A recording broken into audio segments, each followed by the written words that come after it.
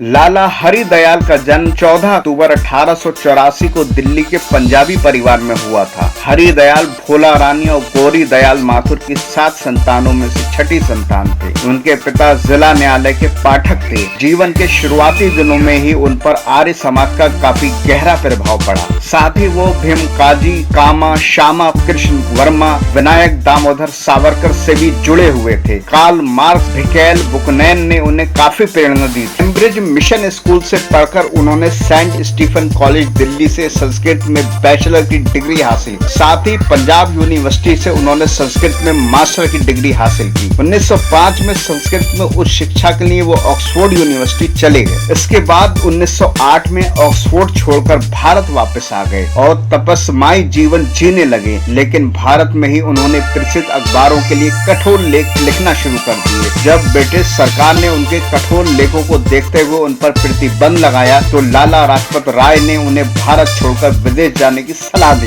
1910 में हरि दयाल अमेरिका पहुंच गए। वहां उन्होंने भारत से गए मजदूरों को संगठित किया, गदर नामक पत्र निकाला। इसी के आधार पर पार्टी का नाम भी गदर पार्टी रखा गया। गदर पत्र ने संसार का ध्यान भारत में अंग्रेजों द्वारा किए जा रहे अत्याचार की ओर आकर्षित किया। नई पार्टी को कनाडा, चीन, जापान आदि में शाखाएं खोली गयी। हरि दयाल इसके महासचिव बनाए गए। प्रथम विश्व युद्ध आरंभ होने पर लाला हरि दयाल ने भारत से सशक्त क्रांति को प्रोत्साहित करने के लिए कदम उठाया। जून 1915 में जर्मनी से 2 जहाजों से भरकर बंदूकें बंगाल भेजी गईं, परंतु मुखबिरी की सूचना पर दोनों जहाज जब्त कर लिए गए। हरि दयाल ने भारत के पक्ष का प्रचार करने के लिए स्विट्जरलैंड, तुर्की आदि देशों की भी यात्रा की। जर्मनी ने उन्हें कुछ समय तक नजरबंद भी किया। यहाँ से वो सूडन चले गए।